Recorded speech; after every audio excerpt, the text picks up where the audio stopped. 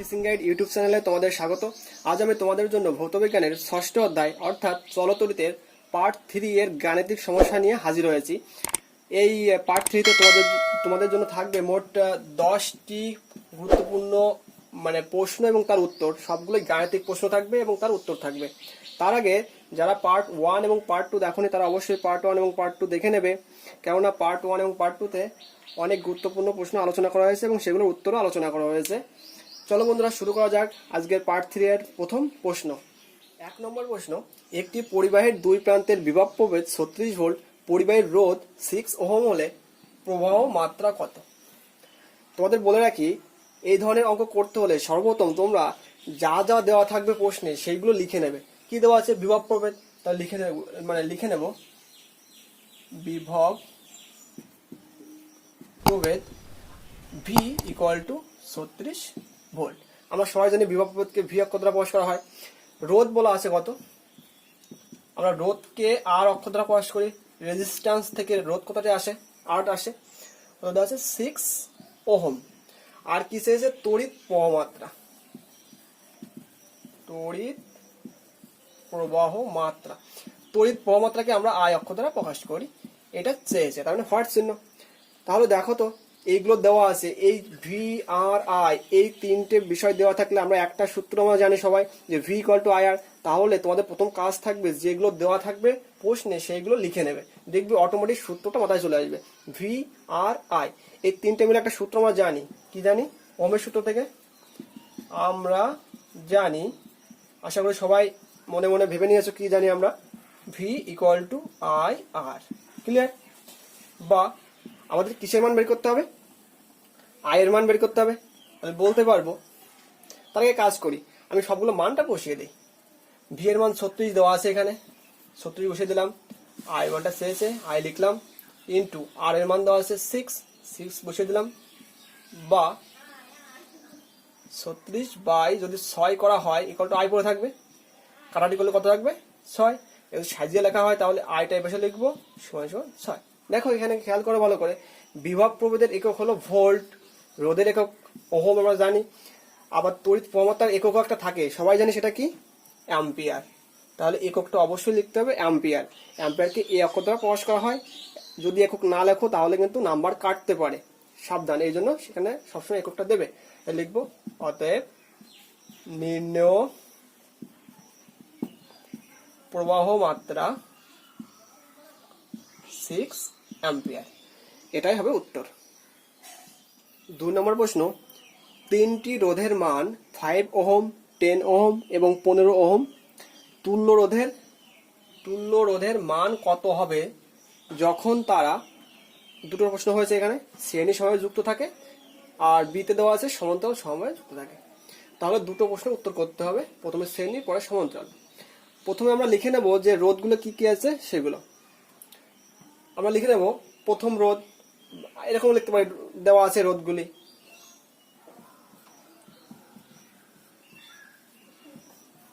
রোধগুলি যথাক্রমে, এখানে প্রথম রোধ বলা আছে 5 ওহম, তাহলে প্রথম রোধটাকে R1 লিখতে পারি, R1 ইকুয়াল টু 5 ওহম বলতে পারি। দ্বিতীয় রোধ R2 কত দেওয়া আছে?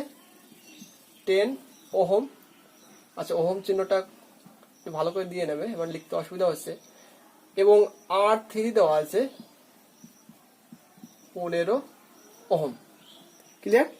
এখানে তিনটি রোধ দেওয়া আছে, 5 ওহম, 10 ওহম এবং 15 ওহম দেওয়া আছে। এবার প্রথম প্রশ্নটা করব, এ নম্বর, শ্রেণী সমবায়ে যুক্ত, তাই লিখবো। আচ্ছা, শ্রেণী বানানটা শিকারী হবে। শ্রেণী সমবায়ে কি করতে বলেছে? শ্রেণী সমবায়ে যুক্ত থাকলে তুল্য রোধ কত হবে? আমরা ধরে নেব যে শ্রেণী সমবায়ে তুল্য রোধ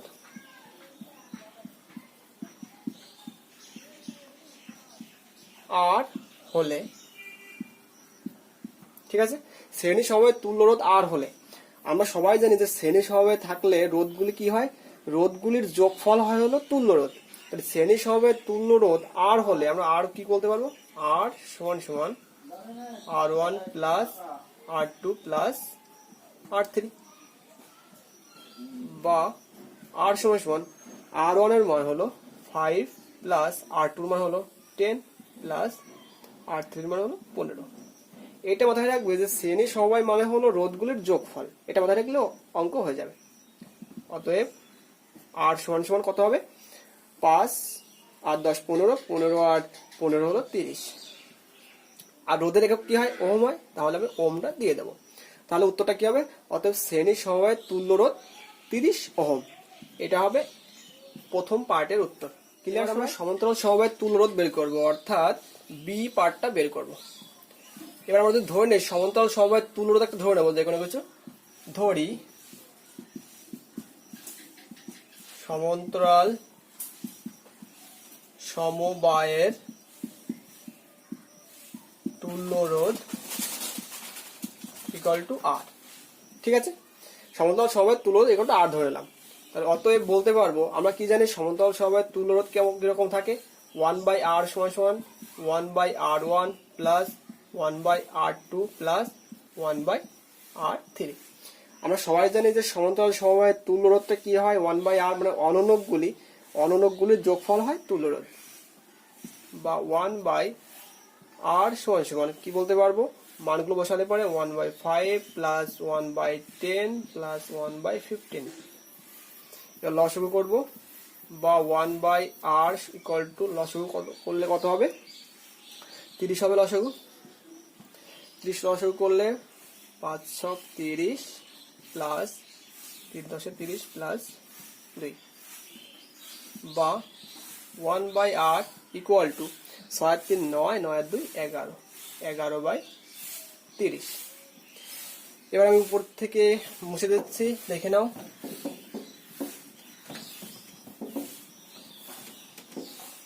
বা আমাদের আর এর মানটা বের করতে হবে। আমি যদি এখন উল্টে দেই সবকিছু, তাহলে কি হবে, এ পাশে উল্টালে ও পাশে উল্টাতে হবে, বা আর ইকুয়াল টু 30/11। ঠিক আছে, এটাকে যদি এখন দশমিক করা হয় তাহলে কত হবে, অতএব আর ইকুয়াল টু 2.73। যেহেতু আর হলো রোধ আর রোধের একক কি, ওহম, তাই সাইডে আমি ওহম কথাটা লিখে দেবো। তাহলে উত্তরটা হবে 2.73 ওহম। এটাই হবে সমান্তরাল সমবায়ের তুল্য রোধ। 3 নম্বর প্রশ্ন, 220 ভোল্ট এবং 60 ওয়াট ও 110 ভোল্ট ও 60 ওয়াট বৈদ্যুতিক বাতি দুটির রোধের অনুপাত কত। এখানে খেয়াল করবে, এখানে বলেছে যে 220 ভোল্ট এবং 60 ওয়াটের একটা বাতি আছে, এবং 110 ভোল্ট এবং 60 ওয়াটের আরেকটা বাতি আছে, দুটি বাতি, টোটাল দুটি বাতির মধ্যে যে রোধ থাকবে তাদের অনুপাতটা চেয়েছে। এই ধরনের অঙ্ক যদি করতে হয় তাহলে আমাদের একটা সূত্র অবশ্যই মনে রাখতে হবে। আমি অঙ্কে যাওয়ার আগে একটা সূত্র তোমাদের বলি, সেটা দেখে নাও। আমরা সবাই ভিআইপি কথার সঙ্গে অভ্যস্ত, ভিআইপি কথার সঙ্গে সবাই আমরা অভ্যস্ত, ভেরি ইম্পর্টেন্ট পার্সন বলে থাকি, সবাই বলি, সচরাচর প্রতিদিনই বলে থাকি। তাহলে এই ভিআইপি কথাটা মনে রাখলেই আমাদের এই সূত্রটার প্রয়োজনীয় অঙ্ক আমরা করতে পারবো, প্রয়োজনীয় সমস্যা সমাধান করতে পারবো। শুধু এটা মনে রাখবে, ভিআইপি মাঝেটা সময় সময় চিহ্ন দেবে, অর্থাৎ ভিআই ইকুয়াল টু পি। এখন বলতে পারো ভি কি, আই কি, পিটা কি। এখানে ভি হলো বিভব প্রভেদ, আইটা হলো প্রবাহমাত্রা, পি হলো ক্ষমতা। তাহলে ভিআইপি সূত্র আমাদের মনে রাখলেই এই অঙ্ক থেকে আমরা রোধের মানটা বের করতে পারবো। এখন আমাদের দেখো এখানে দেওয়া আছে 220 ভোল্ট অর্থাৎ বিভব প্রভেদ দেওয়া আছে, এবং 60 ওয়াট ক্ষমতা, পাওয়ার মানে পি এর মান দেওয়া আছে, আর সিএসএ রোধের অনুপাত, কিন্তু ওখানে আর কিন্তু নেই। তাহলে আর এর মানটা এখান থেকে আনতে হবে। আমরা কি জানি, ভি ইকুয়াল টু আই আর, এটা ওহমের সূত্র থেকে জানি। বা দেখো তো এখানে আমি যদি আই এর মানটা বের করতে চাই তাহলে ভি বাই আর চলে আসবে সমান সমান আই। তাহলে এখানে দেখো তো আই এর মানটা কত, ভি বাই আর। তাহলে আমি এখানে যদি আই এর জায়গায় ভি বাই আর কথাটা বসিয়ে দেই, তাহলে দেখো তো এইভাবে লেখা যায় কিনা, বা ভি গুণ ভি মানে V square by R equal to P. তাহলে তো দেখো বন্ধুরা, এই V square by R equal to P, এটা হলো বিভব প্রভেদ, এটা হলো রোধ, এটা হলো ক্ষমতা, তড়িৎ ক্ষমতা। দেখো এখানে বিভব প্রভেদ দেওয়া আছে, ক্ষমতা দেওয়া আছে, আর রোধ চেয়েছে, তার মানে এই সূত্রটা আমাদের কাজে লাগবে। আর এই সূত্রটা এসছে কোথা থেকে, এই ভিআইপি সূত্র থেকে। আশা করি বুঝতে পেরেছো। যখনই এই ধরনের অঙ্ক আসবে তোমাদের এমসিকিউ থাকতে পারে, তারপরে শূন্যস্থান থাকতে পারে, অথবা 2 নম্বরের অঙ্ক থাকতে পারে। এইভাবে সূত্রটা বের করে নেবে। এই সূত্র থেকেই কিন্তু এই সূত্রটা আসবে। ক্লিয়ার? তাহলে এই সূত্রটা থেকে আমরা অঙ্ক করব, একটু দেখে নেবে। এবার লক্ষ্য করো যে প্রথম বাতি আর দ্বিতীয় বাতির ক্ষেত্রে যে সকল বিষয় দেওয়া আছে সেগুলো লিখে নিয়েছি। দেখো প্রথম বাতির ক্ষেত্রে বিভব প্রভেদ দেওয়া আছে হলো 220 ভোল্ট, লিখে নিয়েছি এখানে। আর ক্ষমতা দেওয়া আছে হলো 60 ওয়াট। দেখো বন্ধুরা, এখানে দুটো বাতি আছে, প্রথম বাতি দ্বিতীয় বাতি, তাই আমি প্রথম বিভব প্রভেদটাকে V1 আর দ্বিতীয় বাতির বিভব প্রভেদটাকে V2 ধরেছি। দ্বিতীয় বাতির বিভব প্রভেদ হলো 120 ভোল্ট, লিখে নিয়েছি। আর দ্বিতীয় বাতির ক্ষমতা হলো 60 ওয়াট, তাই 60 ওয়াট লিখেছি P2। তড়িৎ ক্ষমতা P2 লেগেছে দ্বিতীয় বাতি বলে, আর তড়িৎ ক্ষমতা P1 লেগেছে প্রথম বাতি বলে 60 ওয়াট। এখন রোধ চেয়েছে, রোধের অনুপাত, তাই প্রথম বাতির রোধ আমি R1 ধরলাম আর দ্বিতীয় বাতির রোধ আমি R2 ধরলাম, এটা চেয়েছে। এবার বন্ধুরা একটু আগে যেটা বললাম P = V²/R, এটা হলো মেন সূত্র। এখন প্রথম বাতির ক্ষেত্রে এটা P1 বলবো, আর এটা V1 বলবো, এটা R1 বলবো। আমাদের R1 চেয়েছে, তাহলে আমি যদি R1টা বের করতে চাই তাহলে কোনাকুনি গুণ করলে কি পাবো? R1 = V1² বলতে পারি। আর এই সাইডেও ঠিক একইভাবে, বা কোনাকুনি গুণ করলে আমি R2 এই সাইডে লিখতে পারি, আর P2টা আর এর জায়গায় বসাতে পারি। তাহলে V2²/P2। ক্লিয়ার? এবার মানগুলো বসালেই আমাদের অনুপাতটা বেরিয়ে যাবে। দেখো এর মানটা বসিয়ে দিয়েছি। দেখো V1 এর মান হলো 220, তাই তার স্কোয়ার দিয়ে দিয়েছি, আর P1 এর মান 60। একইভাবে এই সাইডেও মানটা বসিয়ে দিয়েছি। প্রথমটাকে 1 নং সমীকরণ, দ্বিতীয়টাকে 2 নং সমীকরণ। এবার আমরা কি করব? 1/2 করব, তাহলে আমাদের অনুপাতটা বেরিয়ে যাবে। দেখে নাও সবাই। এবার কি করব? 1/2 করে পাই। ঠিক আছে? 1/2 করে পাই। তাহলে 1 নংয়ের ভাগ যদি আমি R1 লিখবো, আর 2 নংয়ে আছে R2, তাহলে 1/2 করলে পরে প্রথমটার সঙ্গে প্রথমটা ভাগ হয়, সমান সমান বাই দেব।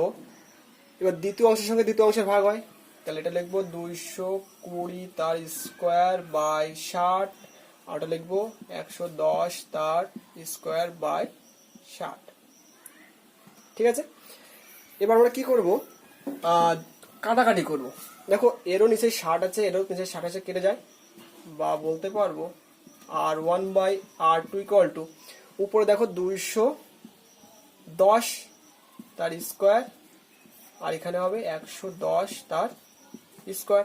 এটাকে ভেঙে আমি পরের লাইনটা নিচে ধরছে না, মানে ধরতে একটু অসুবিধা হচ্ছে, আমি সাইডে লিখছি 210 গুণ 210 দুবার বলতে পারি যেহেতু স্কোয়ার আছে, আর এটাও স্কোয়ার আছে, এটাও দুবার লিখতে পারি 110 × 110। খেয়াল করো, এটাকে এটা কাটলে 2 হয়, এটাকে এটা কাটলে 2 হয়। তাহলে আমরা বলতে পারবো কি? R1/R2 = তোমরা এই লাইনটা এর তলাও করতে পারো। তাই 2 × 4 হবে, বাই 1 হবে।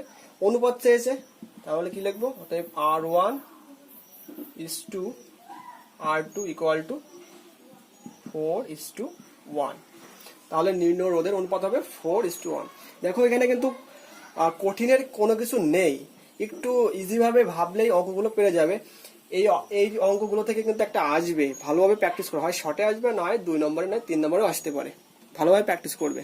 4 নম্বর প্রশ্ন, তড়িৎ প্রবাহের ফলে কোনো ধাতব পরিবাহীতে 800 জুল তাপ উৎপন্ন হয়, প্রবাহমাত্রা 1 অ্যাম্পিয়ার এবং রোধ 20 অ্যাম্পিয়ার হলে কত সময় ধরে প্রবাহমাত্রা হয়েছিল নির্ণয় করো। এখানে দেখো যে দেওয়া আছে যে উৎপন্ন তাপ দেওয়া আছে, তড়িৎ প্রবাহমাত্রা দেওয়া আছে এবং রোধ দেওয়া আছে। উৎপন্ন তাপ আমরা এই অক্ষরটা প্রকাশ করি, তাই যা যা দেওয়া আছে আগে লিখে নেব। দেওয়া আছে উৎপন্ন তাপ, তাপ হলো হিট, হিট থেকে তাপ কতটা আসে?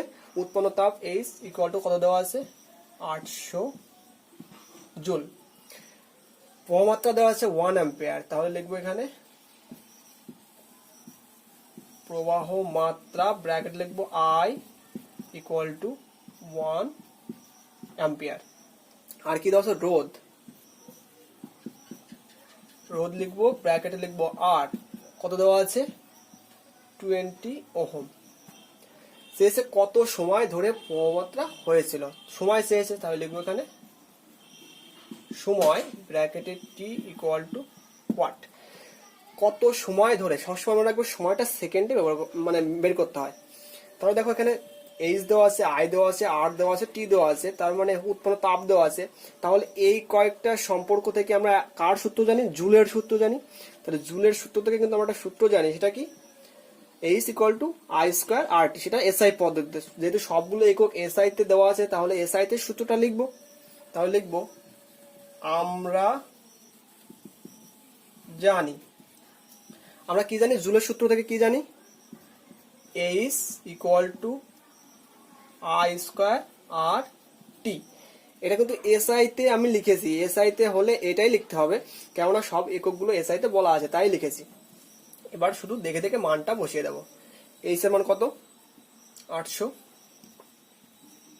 আই এর মান হলো 1 এর স্কোয়ার লিখবো, ইন্টু আর এর মান হলো 20 ইন্টু টি।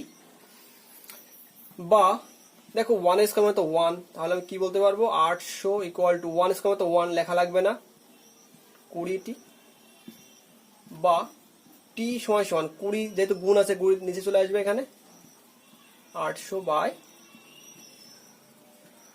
এখানে 20। তাহলে 0 0 কেটে যাবে, 2 দিয়ে 80 কাটলে 40 হবে।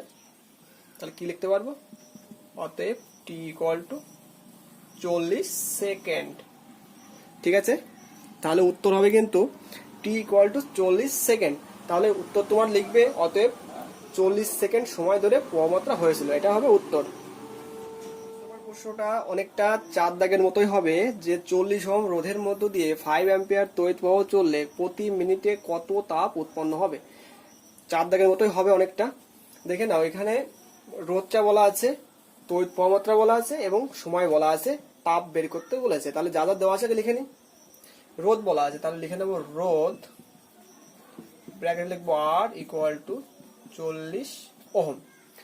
প্রবাহমাত্রা দেওয়া আছে, তাহলে লিখে লিখবো প্রবাহ মাত্রা, ব্র্যাকেটে আই লিখবো, ইকুয়াল টু দেওয়া আছে 5 অ্যাম্পিয়ার। আর কি দেওয়া আছে? সময়, সময়কে ব্র্যাকেটে টি লিখবো, ইকুয়াল টু লেখা আছে 1 মিনিট। ঠিক, কিন্তু মিনিট রাখা যাবে না, 1 মিনিটকে সেকেন্ডে কনভার্ট করতে হবে। আমরা জানি 1 মিনিট মানে কত সেকেন্ড? 60 সেকেন্ড। তাহলে এখানে লিখতে হবে 60 সেকেন্ড। ক্লিয়ার? চেয়েছে কি? উৎপন্ন তাপ চেয়েছে, লিখবো উৎপন্ন তাপ, ব্র্যাকেটে এইচ লিখবো, এটা হোয়াট শ্রেণীতে রাখবো। এটা চেয়েছে। দেখো তো এখানে সবগুলো এসআই একক কিনা, এখানে ওহম এসআই একক, অ্যাম্পিয়ার এসআই একক, সেকেন্ড, এটা সবসময় এসআই একক অথবা সিরিজের একটা বললেই হয়, এসআই একক দেওয়া আছে। তাহলে এসআই এককে আমরা উৎপন্ন তাপের সূত্র একটা জানি, জুলের সূত্র থেকে কি জানি? অতএব জুলের সূত্র অনুসারে, বা আমরা জানি বললেও হবে, জুলের সূত্রানুসারে কি লিখবো? H equal to I square R T, এটা সূত্র। এবার মানটা বসিয়ে দেবো। আই এর মানটা ওখানে দেওয়া আছে হলো 5 স্কোয়ার ইন্টু আর এর মান দেওয়া আছে এখানে 40 ইন্টু টি এর মান দেওয়া আছে 60 ইকুয়াল টু, এখন 5 5 কত হবে? 25 ইকুয়াল টু 4 ছক 24, 4 ছক 24 0 0। এটাকে গুণ করলে কত হবে? 60,000। আর যেহেতু উৎপন্ন এককটা কি হয়? উৎপন্ন তাপ, তাপের এস একক কি? জুল হয়। তাহলে এখানে লিখে দেবো জুল। ঠিক আছে, যে অথবা বাংলায় জুল লিখলেও হবে, তাহলে উত্তর হবে জুল, মানে 60,000 জুল হবে উত্তর। 6 নম্বর প্রশ্ন খুবই গুরুত্বপূর্ণ প্রশ্ন, পরীক্ষা আসার সম্ভাবনা খুব বেশি। এখান থেকে দেওয়া আছে একটি বাড়িতে 2টি 60 ওয়াটের বাতি এবং 2টি 80 ওয়াটের পাখা আছে। বাতি ও পাখাগুলি দৈনিক 5 ঘন্টা করে চলে। প্রতি ইউনিটের দাম 4 টাকা হলে 1 মাসে কত খরচ হবে? খুবই গুরুত্বপূর্ণ অঙ্ক, এটা হলো বিওটি থেকে অঙ্কটা দেওয়া হয়েছে। এখানে ধরে নেওয়া হয়েছে 1 মাস সমান 30 দিন, এবং 30 দিন পরে কত টাকা খরচ হবে বের করতে হবে। এবার আমরা দেখি এখানে কি কি দেওয়া আছে। বাতি আছে আর পাখা আছে। এখানে দেখো 2টি বাতি আছে, তাহলে লিখবো 1 মাসে আমি 2টি বাতি দ্বারা কত তড়িৎ শক্তি ব্যয় হয় সেটা বের করব। লিখবো 1 মাসে 2টি বাতির ব্যয়িত তড়িৎ শক্তি। প্রথমে আমরা বাতির তড়িৎ শক্তি বের করব, তারপরে আমরা পাখার তড়িৎ শক্তি বের করব। এক মাসে দুটি বাতির মোট তড়িৎ শক্তি। এক মাস মানে কত দিন? 30 দিন। গুণ কটি বাতি আছে? দুটি বাতি। লিখলাম, ক্লিয়ার এটুকু? এখন দেখো, এক মাসে দুটি বাতির আমি লিখেছি, এক মাসে মানে 30 দিন, আর দুটি বাতি 2। মোট একটা বাতির কত ওয়াট ক্ষমতা? 60 লিখলাম ক্ষমতা। দেখো তাহলে 30 গুণ 2 মানে 30 হলো এক মাস, 2 হলো দুটি বাতি, আর 60 হলো ওয়াট ক্ষমতা। প্রতিদিন কত ঘন্টা করে চলেছে? প্রতিদিন দেখো 5 ঘন্টা করে চলেছে। তাহলে এখানে লিখবো 5, সাইড লিখবো ওয়াট ঘন্টা। এই ওয়াট মানে হলো 60-এর ওয়াট, আর ঘন্টা মানে 5-এর ঘন্টা। ঠিক আছে, তাহলে টোটাল ওয়াট ঘন্টা। গুণ করলে কত হবে? 5 × 30, 30 3 × 6, 3 × 18, অর্থাৎ 18,000 ওয়াট ঘন্টা। ক্লিয়ার? এবার লিখবো যে এবার আমাদের বাতির তড়িৎ শক্তি বের করা কমপ্লিট। একইভাবে আমরা পাখার তড়িৎ শক্তি বের করব। অতএব এক মাসে কয়টি পাখা আছে? দুটি। দুটি পাখার ব্যয়িত তড়িৎ শক্তি সমান। খেয়াল করো, এক মাস মানে 30 দিন, দুটি পাখা আছে তাই 2 লিখে রাখলাম।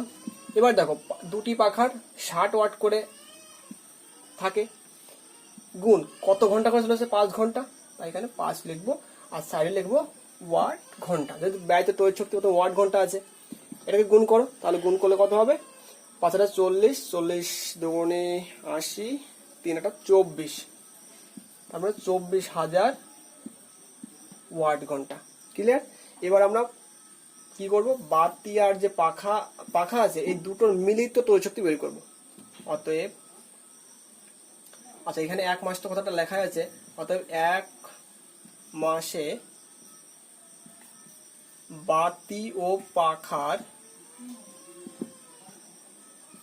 মিলিত ব্যয়িত তড়িৎ শক্তি সমান। আমার এখানে লিখতে অসুবিধা হচ্ছে, আমি সমানটা মনে করো এখানে আছে, আমি এখান থেকে লিখছি। ঠিক আছে, বাতির তড়িৎ শক্তি ছিল কত? 18,000, আর পাখার ছিল হলো 24,000। অবশ্যই সাইডে ওয়াট ঘন্টা কথাটা লিখতে হবে। যোগ করলে কত হবে? 42,000 ওয়াট ঘন্টা। আমরা যদি ওয়াট ঘন্টাকে কিলোওয়াট ঘন্টায় কনভার্ট করতে চাই তাহলে নিশ্চয়ই 1000 দিয়ে ভাগ করতে হবে। তাহলে এখানে লিখবো 42,000 ভাগ 1000, সাইডে লিখবো কিলোওয়াট ঘন্টা। আমাদের কিলোওয়াট ঘন্টা বানাতে হবে, কারণ কিলোওয়াট ঘন্টা মানে হলো বিওটি, আর বিওটি মানে হলো ইউনিট। 1 ইউনিট বের করতে হবে। তাহলে কিলোওয়াট ঘন্টা বানাতে হলে 1000 দিয়ে ভাগ করতে হয়, কারণ 1000 মানে কিলো। তার নিচে 1000 দিয়ে ভাগ করা মানে উপরে কিলো লেখা। 0 0 0 0 0 0 কেটে দিলাম, থাকলো পরে 42 বিওটি। দেখো তো বুঝতে পারলে কিনা?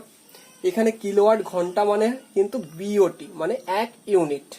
তাহলে আমরা পেয়ে গেলাম হলো টোটাল এক মাসে বাতি এবং পাখার যে ইউনিটটা খরচ হয় সেটা কত? 42 ইউনিট খরচ হয়। তাহলে 42 ইউনিটের দামটা বের করতে হবে। বিওটি মানে হলো ইউনিট। ঠিক আছে, কিলোওয়াট ঘন্টা মানে বিওটি। আমরা প্রথমে কিলোওয়াট লিখবো, তারপরে বিওটি লিখবো। এবার একটু লক্ষ্য করো যে 1 ইউনিটের দাম কত বলা আছে? 1 ইউনিটের জন্য খরচ হলো 4 টাকা। তাহলে মোট তো 42 ইউনিট হয়েছে, বিওটি মানে তো ইউনিট। তাহলে লিখবো অতএব 1 ইউনিটের খরচ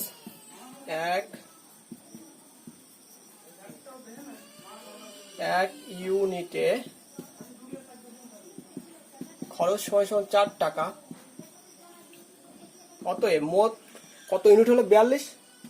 অতএব 42 ইউনিটের খরচ সমান 4 গুণ 42 টাকা সমান হবে 168 টাকা।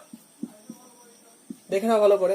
এখানে 1 মাসে বাতি ও পাখার মিলিত তড়িৎশক্তিটা বের করবে ওয়াট ঘন্টা, ওয়াট ঘন্টাকে কিলোওয়াট ঘন্টা বানাবে, তাহলে 1000 ভাগ করলে হয়ে যাবে ওটা। তখন কাটাকাটি করে যা হবে সেটা হবে তত ইউনিট হবে, অর্থাৎ বিওটি হবে, সেটা হবে 1 মাসের ব্যয়িত মোট তড়িৎ শক্তি, অর্থাৎ তত ইউনিট। এখন যত 1 ইউনিটের দাম দেওয়া আছে 4 টাকা, অত এত ইউনিটের দাম বের করলে উত্তরটা বেরিয়ে যাবে। 7 নম্বর প্রশ্ন, 220 ভোল্ট 100 ওয়াট রেটিং এর একটি বাল্বের রোধ এবং তড়িৎ প্রবাহমাত্রা নির্ণয় করো। এই টাইপের একটা অঙ্ক আগে করেছি, তাও আবার করছি, দেখে নাও। এখানে বিভব প্রভেদ দেওয়া আছে 220 ভোল্ট এবং ক্ষমতা দেওয়া আছে 100 ওয়াট। আমরা জানি তড়িৎ ক্ষমতার এস একক কি? ওয়াট। আমরা ক্ষমতাকে পি অক্ষর দ্বারা প্রকাশ করি আর বিভব প্রভেদকে ভি অক্ষর দ্বারা প্রকাশ করি, ঠিক আছে। আমাদের চেয়েছে দুটো, রোধ চেয়েছে আর চেয়েছে আই চেয়েছে, দুটো বের করব। দেখো একটু মনে করার চেষ্টা করো, একটু আগে আমি বলেছিলাম যে বিভব প্রভেদ এবং যদি ক্ষমতা দেওয়া থাকে তাহলে একটা সূত্র মনে রাখতে হয়, সেটা হলো ভিআইপি সূত্র। VI equal to P, VIP সূত্র। এই সূত্র দিয়ে অঙ্ক দুটো হয়ে যাবে। এবার আমরা যা যা দেওয়া আছে সেগুলো লিখে নেব। লিখব বিভব প্রভেদ দেওয়া আছে, এখানে লিখে নেব দেওয়া আছে বিভব প্রভেদ ভি ইকুয়াল টু 220 ভোল্ট, আর সাইডে লিখবে ক্ষমতা, ক্ষমতা ব্র্যাকেট পি লিখবে সমান সমান 100 ওয়াট, ঠিক আছে। তাহলে এই দুটো লিখে নেবে। এবার আমাদের বের করতে হবে রোধ এবং প্রবাহমাত্রা। তাহলে আমরা রোধ আর প্রবাহমাত্রাটা সূত্রের মধ্যে লিখলেও হবে, এমনি লিখলেও হবে। আমরা জানি, আমরা কি জানি? ভিআইপি সূত্র জানি, ভিআই ইকুয়াল টু পি। দেখো এখানে আই দেওয়া আছে, ভি দেওয়া আছে, পি দেওয়া আছে। তাহলে এখানে আইটা কি? প্রবাহমাত্রা, বা I equal to P by V বলতে পারি, ঠিক আছে। তাহলে I equal to P by V আমরা বলতে পারি, বা আই ইকুয়াল টু পি এর মান কত দেওয়া আছে? 100 দেওয়া আছে, আর ভি এর মান দেওয়া আছে 210। কাটাকাটি করো, 0 0 কেটে যাবে। এটা 5 2 দিয়ে কাটাকাটি হয়, এখানে 5 হবে, আর এখানে 2 দিয়ে কাটলে 11 হবে, বা আই ইকুয়াল টু 5/11। অর্থাৎ আই ইকুয়াল টু, এটাকে ভাগ করলে কত হবে? এটাকে ভাগ করলে মোটামুটি তোমরা ভাগ করে নেবে 0.45। প্রবাহমাত্রা আই বেরিয়েছে। আই এর মানটা আমরা কি জানি? আইটা হলো তড়িৎ প্রবাহমাত্রা, এককটা কি হয়? অ্যাম্পিয়ার। তাহলে লিখবো অতএব তড়িৎ প্রবাহ মাত্রা ইকুয়াল টু 0.45 অ্যাম্পিয়ার। সময় সমান দেওয়া লাগবে না, অর্থাৎ তড়িৎ প্রবাহমাত্রা 0.45 অ্যাম্পিয়ার। তাহলে একটা উত্তর বেরিয়ে গেল প্রবাহমাত্রা। আমরা দ্বিতীয় পার্টটা আগে বের করেছি, এবার রোধটা বের করবো। এইখান থেকে রোধটা বের করবো। আমরা জানি রোধ বের করতে হলে কি সূত্র জানি আমরা? P equal to V square by R, বা আমরা এটা এভাবে বলতে পারি R equal to V square by P, বা আর ইকুয়াল টু ভি এর মানটা হলো 240 তার স্কোয়ার, আর পি এর মানটা হলো 100, বা আর ইকুয়াল টু 240 গুণ 240 বাই হলো 100। 0 0 0 0 কেটে যাবে, অতএব আর থাকবে কত?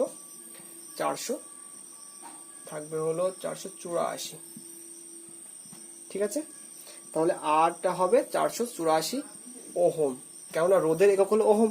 তাহলে আগের উত্তরটা তড়িৎ প্রবাহমাত্রা পেয়েছিলাম 0.45 অ্যাম্পিয়ার, এটা ছিল আই, আর রোধটা কত পেলাম? 484 ওহম। এটাই হবে উত্তর, ঠিক আছে। ভালোভাবে দেখে নাও। 8 নম্বর প্রশ্ন খুবই গুরুত্বপূর্ণ প্রশ্ন এবং খুব মজাদার একটা প্রশ্ন। এটা দেওয়া আছে এ থেকে বি একটা পরিবাহী, যা এ থেকে বি এর মধ্যে তুল্য রোধ বের করতে বলেছে। দেখা যাচ্ছে যে এ থেকে যখন সি এর দিকে যাওয়া যায় তখন 4 ওহম রোধ থাকে, এবং সি থেকে যখন বি তে আসা যায় তখন 2 ওহম রোধ থাকে, আবার এ থেকে বি তে সরাসরি গেলে 3 ওহম রোধ থাকে। এখন বলেছে যে এ ও বি এর মধ্যে তুল্য রোধ নির্ণয় করো। একটু খেয়াল করো যে এখানে যখন আমরা এই পথ দিয়ে যাব, যখন এ থেকে সি এর এই পথ দিয়ে যাব, তখন দেখবো প্রথমে 4 যাচ্ছি, তারপরে আবার 2, অর্থাৎ 4 ওহম রোধ ক্রস করার পরে আবার 2 ওহম রোধ ক্রস করছি, তার মানে একই পথে দুটো রোধ থাকছে। তার মানে একই পথে যদি অনেকগুলো রোধ থাকে তাহলে সেগুলো কোন সমবায় থাকে? শ্রেণী সমবায় থাকে। তাহলে বলতে পারবো 4 এবং 2 পরপর আছে মানে শ্রেণী সমবায় আছে। আবার দেখো এদের সঙ্গে আবার 3 ওহমটা কিন্তু আবার উল্টো দিকে আছে, তার মানে দুটো আলাদা লাইন পুরো। দেখো এই লাইন আর এই লাইন পুরো আলাদা লাইন, তার মানে এই লাইনটা পুরো সমান্তরালে আছে। তাহলে প্রথমে আমরা শ্রেণীটা বের করব। লিখবো যেহেতু 4 ওহম এবং 2 ওহম শ্রেণী সমবায়ে আছে, অতএব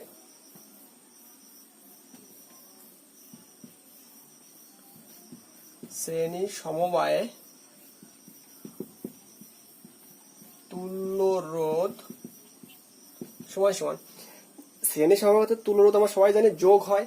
এখানে 4 এবং 2 শ্রেণীতে আছে, তার মানে 4 ওহম যোগ 2 ওহম হয়ে যাবে, তার মানে কত হয়ে যাবে? 6 ওহম।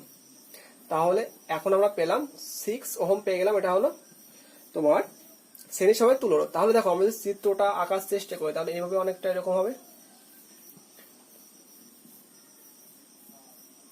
আমি যদি দুটো আলাদা ভাগে ভাগ করি দেখো এই টাইপের হয়ে যাবে। চিত্রটা ভালো হচ্ছে না। আর নিচের দাগটাকে আমি যদি এইভাবে ধরে নিই,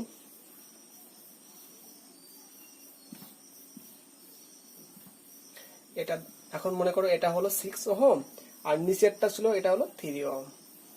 ঠিক আছে, এটা হলো এ, এটা হলো বি। মাঝের যে সিটা ছিল সেই সি এর মধ্য থেকে কিন্তু আমরা তুল্য রোধটা পেয়েছি। তাহলে খেয়াল করো এখানে এখন কিন্তু আমরা সমান্তরাল একটা সমবায় পেয়েছি। আমি নিচের দাগটাকে একটু বাঁকা করে দিয়েছি, তোমরা এইভাবে এঁকে নেবে, সহজ হবে। তাহলে দেখো এই যে 3 ওহম ছিল সেটা 3 ওহম দিয়েছি এখানে, আর যে তুল্য রোধটা শ্রেণী সমবায় পেয়েছি সেটা দিয়েছি। এখন দেখো এ থেকে বি তে যেতে হলে এইদিকে একটা লাইন যাচ্ছে, এদিকে একটা লাইন যাচ্ছে, তার মানে দুটো সমান্তরাল প্যারালাল ভাবে যাচ্ছে, অর্থাৎ সমান্তরাল সমবায় গঠিত হয়েছে। তাহলে আমরা বলতে পারবো অতএব এ ও বি এর মধ্যে তুল্য রোধ আর পি হলে বা আর হলে, দেখো আর হলে, এখানে অতএব না যে ধরি বলো ভালো হবে, ধরি এ ও বি এর মধ্যে তুল্য রোধ আর হলে কি হবে? এখানে আরটা তো সমান্তরাল সমবায় আছে, তাহলে সমান্তরাল সমবায়ের তুল্য রোধ আমরা কি জানি? 1/r ইকুয়াল টু কি জানি? 1/r1/1/r2। এখন এটা হলো r1, এটা হলো r2 হতে পারে, তাহলে লিখবো 1/6 প্লাস 1/3। আমি সাইডে করে দিচ্ছি, একটু দেখে নাও। লসাগু করলে হবে 6, তাহলে হবে 1 যোগ 2, তার মানে কত হবে? 3/6। ক্যালকুলেট করলে হবে 2 সমান সমান হবে 1/2। এবার দেখো এখানে কিন্তু 1/r আছে, বা 1/r ইকুয়াল টু 1/2। আমাদের r এর মানটা বের করতে হবে। অতএব r ইকুয়াল টু 2 ওহম। তাহলে নির্ণয় রোধ হবে 2 ওহম। তাহলে বলতে পারবো অতএব এ ও বি এর মধ্যে তুল্য রোধ 2 ওহম। এটাই হবে উত্তর। হয়তো ভালো বোঝা যাচ্ছে না, আমি সাইডে লিখে রাখলাম এটা।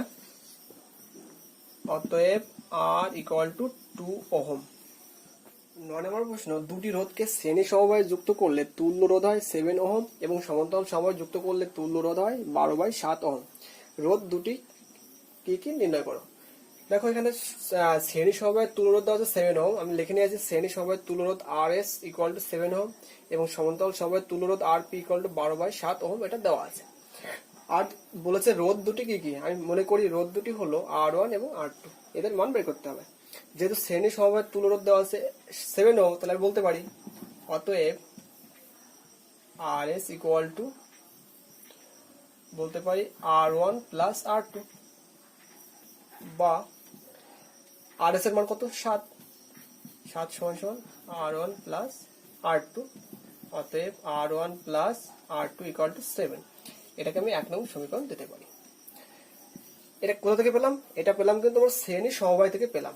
শ্রেণী সমবায়ের ক্ষেত্রে তুল্য রোধ জানি, রোধ দুটির সমষ্টি হয়। এবার আমরা সমান্তরাল সমবায় থেকে কি পাই সেটা এখানে লিখবো। সমান্তরাল সমবায় থেকে কি পাই? 1/rp equal to 1/r1 plus 1/r2। R2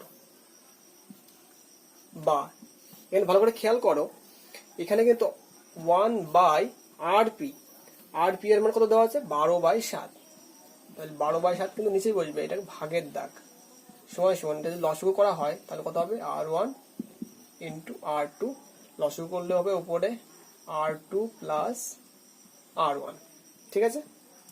বা এটাকে যদি গুণ আকারে লেখা হয় তাহলে 1 গুণ ভাগের দাগটাকে গুণ করে লিখলাম, নিচেটা উল্টে যাবে, তাহলে 7 যাবে উপরে আর 12 থাকবে নিচে, সমান সমান। দেখো এখানে আছে R2 প্লাস R1, দেখো তো এই সাইডে R1 প্লাস R2 আর R2 প্লাস R1 একই কথা, এর মান কত 7, তাহলে আমি বলতে পারি এখানে মানটা বোঝাতে পারি 7/R1 R2। এবার দেখো আমি যদি কোনাকুনি গুণ করি, তার আগে দেখো উপরে 7 নিচে 7 কেটে যায়, সরি নিচে 7 না, এই সাইডে 7 আর ওই সাইডে 7টা কেটে যায় উপর উপর, যদি কোনাকুনি গুণ করা হয় তাহলে কি পাবো, অতএব R1 R2 ইকুয়াল টু 12। এবার দেখো আমরা এখানে R1 প্লাস R2 মান 7 পেয়েছি, আমাদের টার্গেট থাকবে R1 এবং R2 মান বের করতে হবে, তাহলে আমাদের সমাধান করার জন্য এখানে R1 মাইনাস R2 মান বের করতে হবে। এবার লিখবো 1 নং হতে পাই, পুরো অঙ্কের নিয়মে 1 নং কি ছিল R1 plus R2 equal to 7, আমরা উভয় পাশে বর্গ করবো, তাহলে কি লিখবো R1 প্লাস R2 তার whole square equal to 7 square. বা তাহলে A প্লাস B হোল স্কোয়ারের সূত্র কি জানি আমরা, মান নির্ণয় সূত্র R1 মাইনাস R2 তার whole square plus 4R1 R2 অর্থাৎ 4AB, অর্থাৎ A plus B whole square একটা সূত্র কি জানি, A minus B whole square plus 4AB একটা সূত্র আছে এটা।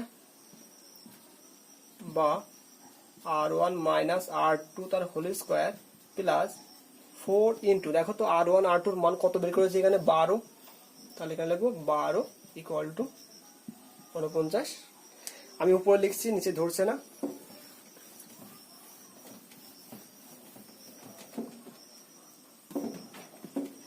বা R1 মাইনাস R2 তার হোল স্কোয়ার, দেখো 4 বরং কত হয় 48 হয়, তাহলে আমি 48টাকে যদি ওই সাইডে নিয়ে যাই তাহলে 49 মাইনাস 48 বা R1 minus R2 whole square equal to 1।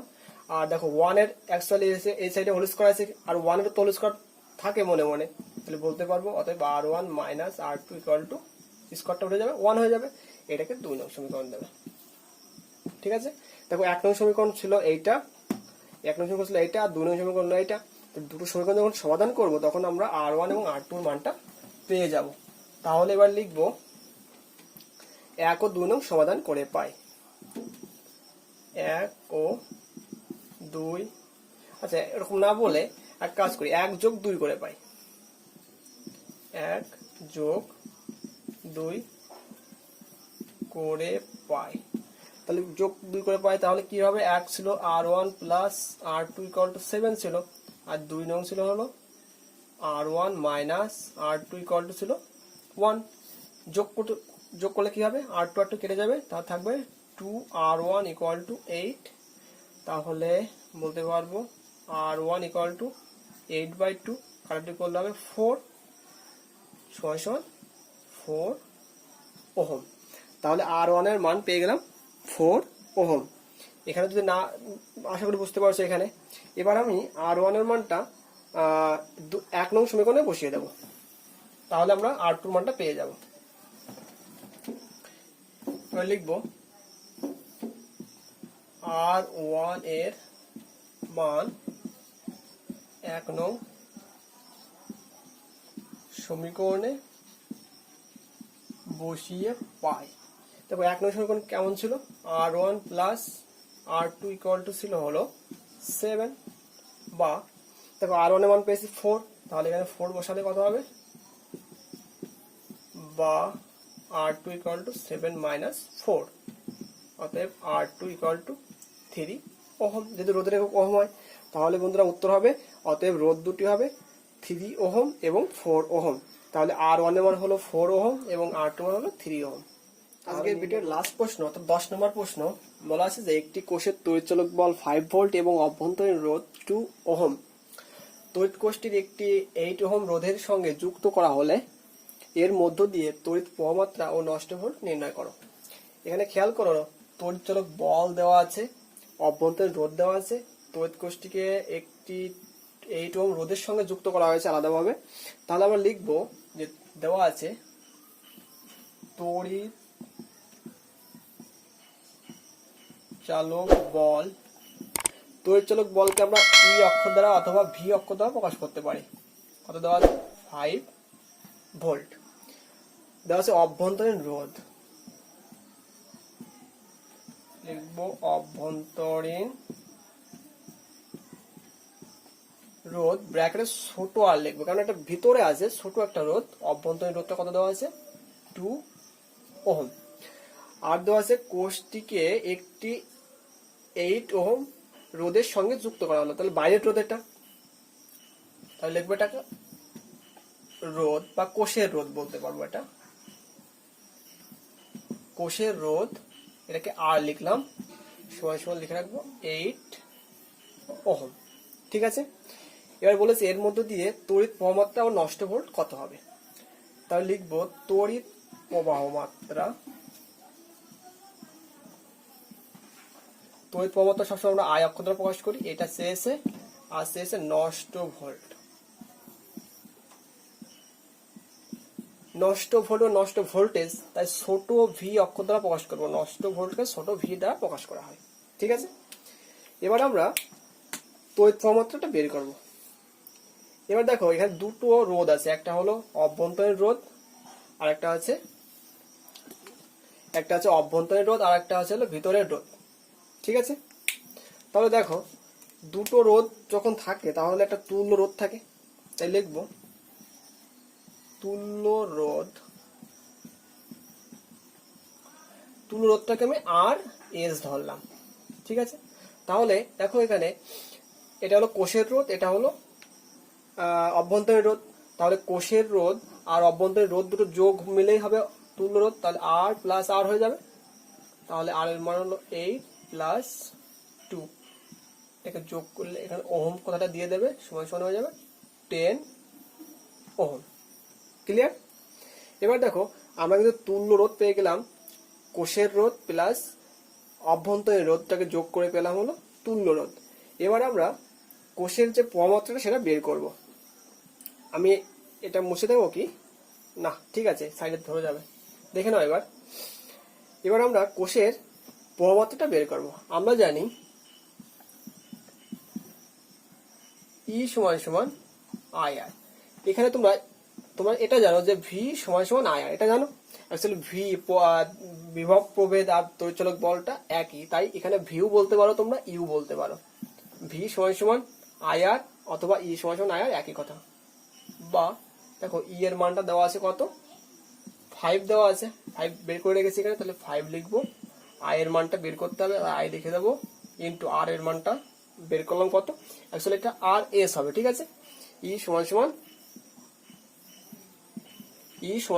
I R S. আসলে তুল্য রোধটা 10 ওহম আছে, তাহলে এখানে লিখবো 10। বা আই ইকুয়াল টু কত হবে? 5/10। বা আই ইকুয়াল টু, বা দেওয়া লাগবে না, অতএব দিলে হবে আই ইকুয়াল টু 0.5 অ্যাম্পিয়ার। ঠিক আছে। যেহেতু তড়িৎ প্রবাহ মাত্রার একক হলো অ্যাম্পিয়ার। দেখো তাহলে আমরা পেয়ে গেলাম যে কোষটা দেওয়া ছিল সেই কোষের প্রবাহ মাত্রাটা 0.5 অ্যাম্পিয়ার। ঠিক আছে। আমি এপাশ মুছে দিচ্ছি, দেখে নাও।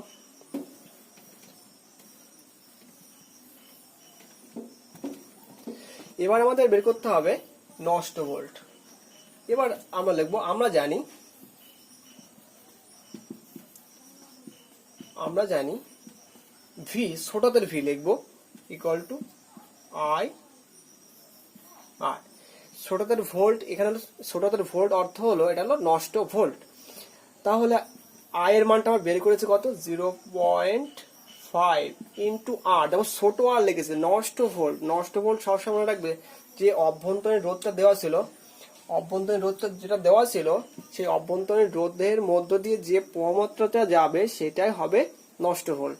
তাহলে ভি ইকুয়াল টু আই আর আমরা জানি, অথবা ভি না বলে এখানে ইউ বলতে পারতাম। এখানে ভিটা হলো নষ্ট ভোল্ট, তাই ভি অক্ষর দ্বারা প্রকাশ করেছি। আই এর মান 0.5 আর আর এর মানটা হলো 2। এটাকে যদি গুণ করো তাহলে কত হবে দেখো, এখানে পয়েন্ট তুললে নিচে একটা 10 চলে আসবে, 5 দুগুণে 10, দুদিকে কাটা যাবে, তার মানে আমরা বলতে পারবো সমান সমান 1। যেহেতু এটা ভোল্টেজ, তাহলে এককটা কি হবে ভোল্ট, তাহলে নষ্ট ভোল্ট হবে 1 ভোল্ট। অতএব নষ্ট ভোল্ট হবে 1 ভোল্ট এবং প্রবাহ মাত্রা হবে 0.5 অ্যাম্পিয়ার। এটাই হবে উত্তর। যদি ভিডিওটি তোমাদের ভালো লাগে তাহলে অবশ্যই লাইক কমেন্ট শেয়ার করবে এবং বন্ধুদের মাঝে জানিয়ে দেবে, তাও যাতে অঙ্কগুলো শিখতে পারে। ধন্যবাদ সবাইকে ভিডিওটি পুরো দেখার জন্য।